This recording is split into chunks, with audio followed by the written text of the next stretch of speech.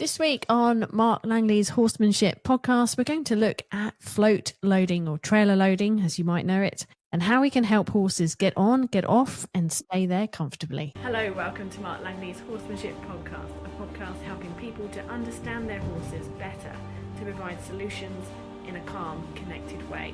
Mark, we've got a question this week from one of our members, Lisa, who has a horse who is increasingly getting harder and harder to get on a float. Is that common that you can get a horse on one day, but then a couple of sessions down the track, it's even harder? What's going on with that? Yeah, very, very common. You know, like you might have your young horse, you taught it to go on and off, and horse is nice and loose and feels beautiful going on and off, and then after 2 or 3 trips, the horse starts to go, I actually think I understand that, and I'm actually quite frightened in there, and I don't want to endure 2 hours of being kind of very frightened, so I don't like that place. Just like people, you know, like people, it'd be like, I call it Hansel and Gretel, you know, like we make it all nice, get them on at home, and then all of a sudden they're travelling in it, and it's not the same nice little kind of safe lolly house that they thought it was. But it's not black and white, is it? Because they can go on it one time and then they realise, well, that wasn't a particularly nice experience, or the noise scared me, or the movement scared me, or all of it scared me. For the second time, they might be a bit more hesitant, but they still actually go on. But it's the third or the fourth time that they really can get quite hard to go on. So it's a progressive change. That's what interests me. It's not a sudden, well, no, I know what that's about. Yes. No, it is a progressive change, and something I really believe now, like, you remember the float, we used to have the big trailer that I could open all the bays and just put the young horses in like loose, like a truck. To me, I did that because, and that's how I like a float, is so if I have a young horse that I've got to take somewhere, I can actually load it in a way that it's got more room and space to make it feel like it's just in a moving stable opposed to in this tight little sort of cell. You know, sometimes we have to take horses places, but my belief getting stronger each year about floating is you float an educated horse and, you know, in a tight load float, you know, because I've seen too many horses that are young and naive and you've worked on leading and floating, but there's a whole bunch of other foundational areas and things that they've got to start to learn to cope and process that hasn't been done because they haven't been in training that long, and sometimes it's too much for too much for their mind to be travelling floats too often. You know, a lot of young horses that go to shows as yearlings, you know, they do all these yearling classes, taking horses all over the countryside, and some of those horses don't have a lot of foundation, yet they're travelling a lot in a float, and it can really erode their confidence, and some of them can get like post-traumatic stress syndrome sort of thing, like, and you know, very, very worried in float. Okay, and so does the actual float design, you mentioned that you had a float that was quite open and quite large. Does the design of a float have quite a strong impact on it? How significant is the design that people, and what would you look for to make a float really helpful for a horse? The two things, like, so people have, you know, the standard choice in Australia, and it seems to be around the world as well. You know, you've got 3 choices, You've got like a cattle crate, a big cattle crate sort of design that you can let a horse go in, or even if you did have them tied up, there's a lot of space around them to move and feel it's a bit more open. Then you've got your sort of smaller straight load floats that feel a little bit more confined, and your standard angle loads. Now, an angle load sometimes feels better for a horse because it feels there's more room in it, so sometimes loading them in an angle sometimes in the initial stages makes them feel okay because it seems like a bigger space than a straight load. But an angle load doesn't offer a lot of space for the horses to stretch.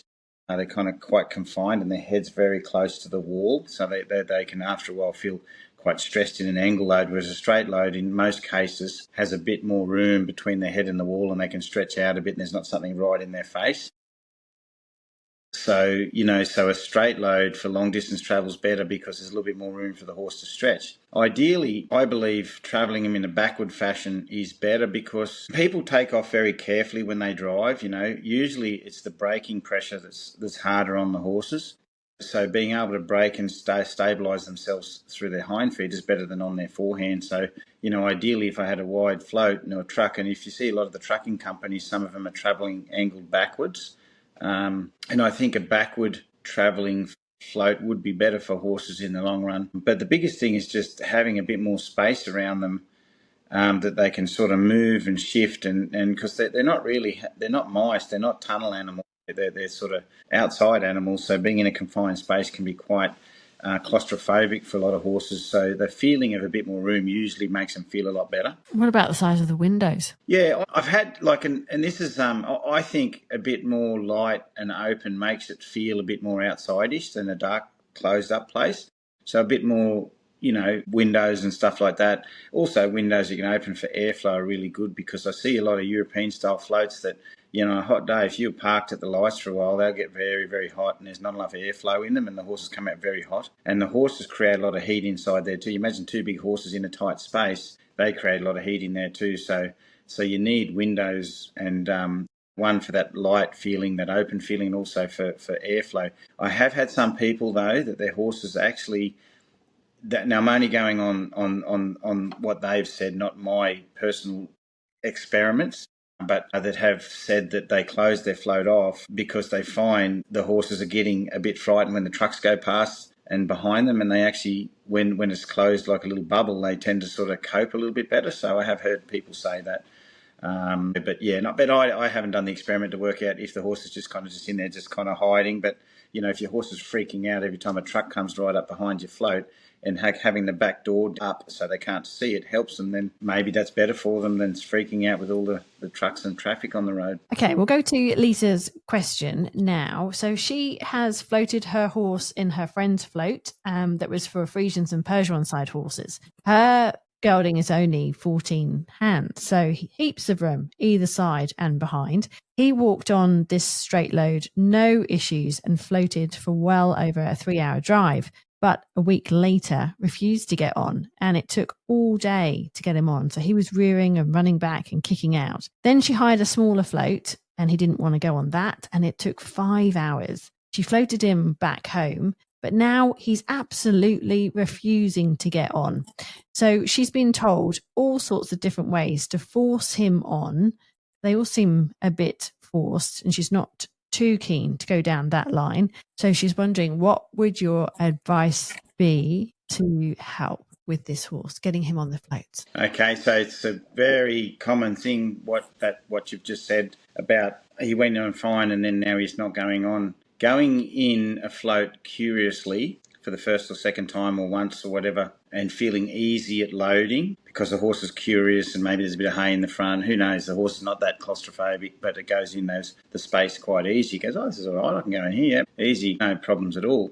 But the horse didn't recognise that it was a vibrating platform that it was going to have to stay in for so many hours until it was kind of like shell-shocked. So next time round, it's not going to go in. A lot of people load horses that are a bit uneducated or reasonably uneducated. They go in because they're curious, and then they go, no, this is not the deal. That's not what I signed up for. I just went into sort of this space, but you didn't tell me you were going to drive me for 2 hours and I was going to be locked in there for that long and frightened, so I'm not going to go in again. You've got to be very honest with your horses. So if your horse can lead really, really well, which it has to, you can't not load a horse, or you can't load a horse and not have it lead. Because the risk of a horse pulling back, flipping over, maybe the rope getting hung up, or maybe someone forgetting I've had so many people turn up at clinics and they're talking to me and I say, whoa, don't undo that breech and gate. You haven't untied your horse. Oh, crikey, sorry. But imagine if that horse did pull back and they were hard tied and then they bang, bang, bang their head, next minute they've got skull fractures. So the way I see it is, if you're going to start travelling horses, you have to have them educated, especially at leading, so they don't ever question the lead rope. So my rule of thumb is, if a horse pulls back and it knows how to pull back, then teach it not to pull back, teach it to lead amazingly. Then at least at the float, you can say to it, well, the backward thought's not available, but you can try learning to go into this float again. And if a horse does not pull back, it will lead forward. So when you get to the float, like I did this just at this clinic that I'm doing down in the Gippsland area of Victoria, I was jumping up and down inside the float, so much so that the car was vibrating as well, and I was banging the roof of the float with the flag as I loaded the horse, because the horse was pulling back and starting to want to pull back. I went outside, I worked on the pullback till the pullback was unavailable, and the horse was always coming forward with that rope, and then I get it to step on the ramp and back off the ramp a few times to make sure the horse was smooth and willing to come forward and test the float. And then I basically turn that float into a traumatic place, which the truth of the matter is it will be traumatic. And and I made the float nearly worse than it would be when it's driving on an ordinary road. And I loaded the horse while the float was on full noise, so the horse could walk in softly, backwards and forwards, while that float was vibrating and banging and making all sorts of noises. So the horse knew what it was in for. And then the idea with that is if you turn the volume up so much when you load your horse, then when you drive off, you're turning the volume down, and the horse goes, oh, thank God for driving off. This is easy. But geez, I was a bit frightened going in there before because it was really scary and really bouncy and really noisy, but I did it and I could do it and I didn't hurt myself and I was able to move softly and process it. And now driving in this vibrating place is a bit easier. Whereas a lot of horses, like the naive one that went on, like in the question, the horse went on kind of curious, naive, but no caution.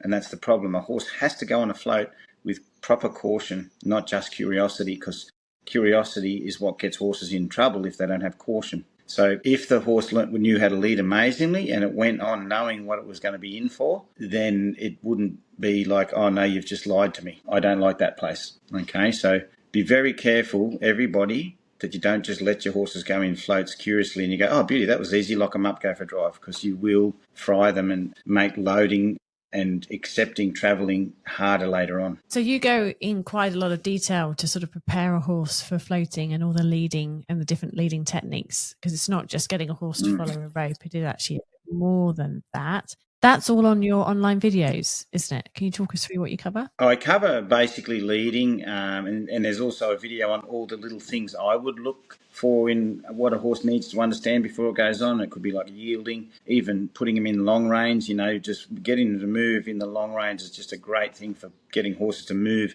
Like my saying is, it's like two sumo wrestlers romantically dancing inside an elevator. The horse can move so gracefully around in such a tight space that there's no brace, no trouble, no anything. And if you do that in the long range, the horse gets really, really loose and able to move and have that feeling of boundaries and tight spaces. And yeah, so basically from the long reining videos to the float loading videos, there's the leading that's required, being able to sort of have a horse come up to a rail, tie up, stuff like that is all there for the loading, and then the process of getting the horse on and off the float. I will be adding shortly, there's something I've been thinking about a lot lately about the horses that have travelled, about the ones that freeze and scramble. They've got content on that. There's something I want to put up about another thing that you can do when a horse has started to load okay but travel bad, so there's things there as well. But yeah, there's plenty there. And to me, it's not about teaching the horse to load, it's preparing it to travel. That's the biggest thing. I think people I've watched float loading videos of different trainers and stuff, and it's all like, this is how you get your horse on a float. And I'm like, well, that didn't prepare the horse for travelling. That was just how you get a horse on a float. The travelling part of it will be the hardest part for your horse, and understanding how we can better prepare them for that is really important. Okay. I'm going to move on to the next question, which is a little bit of a different one, but still to do with loading. It's from Nell from Australia. She said that she's learning a great deal from your podcast, and since she attended a clinic with you in Queensland a few months back with her grey gelding, she's had some amazing breakthroughs. Now she's transferring all of that through to her younger gelding. He is green, and he's responding to your methods exceptionally well. He's now softly leading up and back, passing her, and goes smoothly in the side reins. He's happily handling the belly and the breeching ropes. And she's been blown away by how all these leading exercises are helping with the riding. However, she's having some issues with the float loading. So he's never been in a stable, and he's only been on a float twice when he was much younger. And he showed quite a lot of anxiety in that small closed space. Now, she's been going through your float loading videos that you've just mentioned, and his leading, and she feels his leading is going well.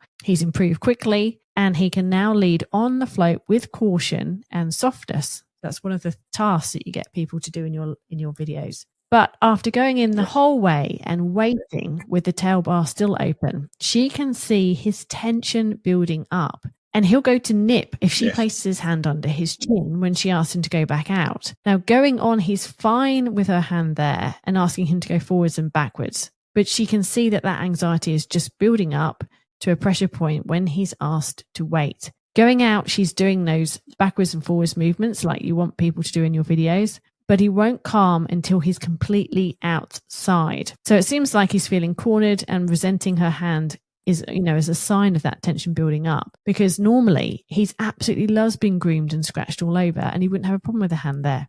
So now it's wondering, how can she help him feel less cornered and less anxious when it's such a place of confinement? So just at the last Mudgee clinic, a lady who's been working with me for quite a few years now with some tough horses that she's had a young one who's been a really frightened horse, and she's gone through the whole process that, he will not pull back and is very obedient to the rope, but she's really concerned that this trip to Myrtleford was, he was very nervous and quivering and frightened. And this is what I did with this horse, and this will be the same with your horse, I think, is give them the option of freedom of movement in the float. So what I do with them is, if a horse is kind of feeling constricted, so see, what you've done through very good leading is you can control the movement and the horse will load on, but they're feeling a bit trapped in there. And so what I do is I get the horses to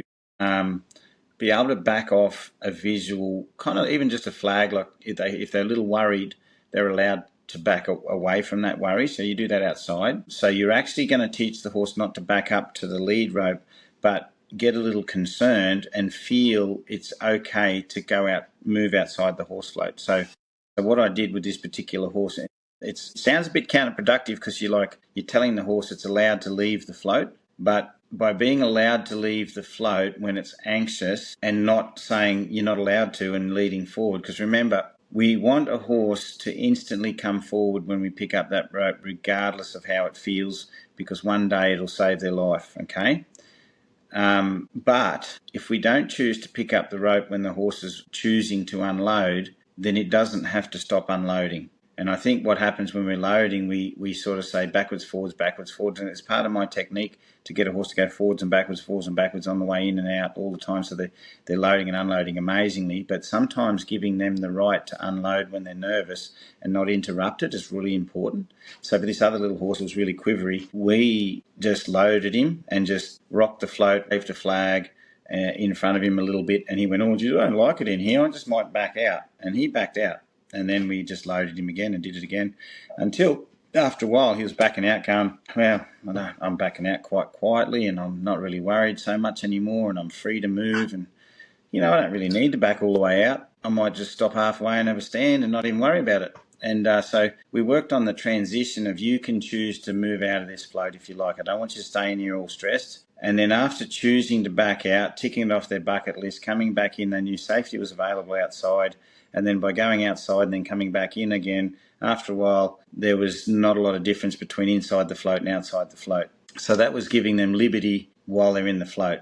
And they need that. And this is the one that helps the scrambling horses and stuff like that. They have the liberty to make a decision for themselves, and we're not going to interrupt them, okay, until they stop worrying. And over 50 transitions, it might take you 50 transitions, but you will find your horse start to process that environment a lot better, because they have a freedom of thought and movement in there until eventually they're comfortable in there. But remember, everybody, there's still the fact that if you did pull on that rope, they come forward, because we can't just teach them to back up and then not come forward. So we still keep leading intact by not pulling on the rope when they're backing out. What about claustrophobic horses? Do they ever get better with the claustrophobia? Well, I don't know. I don't know a lot about claustrophobic people, in a sense, because, I hear people in caves that are just terrified and they just can't get over it. And maybe there's some, smoke ceremony that they have to do, or meditation thing they might have to do to get over it. So with people, I'm not sure. But I know with horses, the more we show them, expose them to certain things and get them to think through things and be able to sort of, the biggest thing with any claustrophobic horse or anything that's scary for horses, being able to sort of go in small doses and be able to sort of go somewhere safe. So basically, a lot of kids might be scared of a haunted house. And if suddenly they went into that haunted house trying to be brave, their mate said, "Why don't you go in first?" And one kid goes in, but then all of a sudden the door shuts behind them, they're going to panic. But if the door stays open and they go in and they come out and they go in a bit further and they come out, and then all of a sudden they've done a walk through the whole house and came out and said, "Oh, by the way, it's not haunted." It's having the door open so the horse can go in doses and then come back out to safety again and have that allied territory where it feels safe. And in those small doses of going in and coming out and doing that in lots of different places. And the other thing is for horses that are a bit worried about things around them and behind them and stuff, you're trying to also expose them to backing through tight spaces. So what I imagine, if you wanted a picture and what I'm seeing in my mind, when a horse is backing up using its eyes properly and backing correctly, it's like someone backing a trailer using the rear view mirrors. They're looking down the vehicle, down past their trailer, really processing what's coming up behind them. So when you back a horse, they use their rear view mirrors and they process things coming up behind them, going past them like that. And that's really, really good for horses too. So, claustrophobic horses, if you can put them forwards, backwards, and have all eye angles in all these different scenarios, whether it's stables or things like that, then they just get better and better at it. Fantastic. Well, that's good to know. Next question, Mark, is from Anna, again from Australia. She'd like to know about a horse that's backing out of a float. She's done a bit of work with you, I think, at a recent clinic. She's done a lot of prep, but she's wanting to sort of prep with the backup. So she now wants to translate that back up so that she's able to stop her horse just by using her hand very lightly on his rump, so that she actually stops to light pressure. She's feeling that at the moment he's just walking through her still, although he's doing it slowly. Can you just give her some tips on how she can improve controlling her horse once he is in the backup mode coming out of a float? Yep. So I spoke to Anna about this and she'd already tried it, but unfortunately she did mention it at one time, at the wrong time. Someone put the breeching gate behind the horse, and the horse pushed through the breeching gate and backed out, and then realised that it can push through pressure behind it. So, because I did say to her, a really good thing, this is good for everybody, is back your horse up to the breeching gate when it's closed, or a rail, until it can touch the rail, and push it back until it pushes the rail. It has to be a strong rail, or the breeching gate has to be strong and a good solid one, until it goes, I can't push that. I can't push it. It's too strong. I can't do it. And then they realise that anything behind their rump that sits there like that could be a tree, and they can't push it. So they don't even try to push it. And once you establish that in your horse's brain, when you put your hand behind them and touch them, they go, oh, there's a tree behind me, I can't back through it, because the first thing you put behind them was impervious. They couldn't push through it. So, but what's happened is the horse learned that the breeching gate behind it is something it can push and push back. The rail thing's not working anymore because the horse has associated it with a hand. I can push through a hand. So what I would go back to is teaching the horse to lead with a breeching rope. So you put a breeching rope or a butt rope, some people call it a butt rope, round its back end, and it's a long rope that goes around with a loop, and you just have it round its back end, and you spend a week teaching him to lead amazingly in a breeching rope. So you might back him up into the breeching pressure, back him with the halter into the breeching pressure, bring him forward with the breeching pressure until that live pressure behind him of the rope, he instantly thinks, search forward, go forward, don't push through it. And if sometimes he tries to push into it, you might give it a bit of a two-handed, hey, you can't push through that, and he steps forward. Until if you've done a couple of weeks of it where the only thing he's thinking about is leading forward softly to a breeching rope. Then another thing I do when I'm long reining, and I know it's not advisable to tell everyone to stand right behind their horses, but once your horse, you can pick up their feet, they're safe. There's something I do is where I just put my hand behind them and I press on their butt, and I teach them to lead forward off my hands. It's really good for them, when you're behind them, to press and get them to think and lead forward softly. So just do a lot of leading from the butt, and you might just rejig his mind enough that next time you get to the float, he won't have that hand on butt, I'm going to go backwards. I think there's been a lot of positive tips in there for people who are in the process of getting their horse ready to be loaded and taken somewhere and travelling to new places. So I hope that has been helpful to you. Don't forget, you can look into a lot more detail in all these areas by clicking on our online training videos with the 7-day free trial. We'd love to see you join the membership. Thanks so much, Mark. We'll see you again next week. Thank you, Jenny, and thank you, everybody. The accurate insights and solutions that Mark Langley gives are at the forefront of emotive horsemanship globally.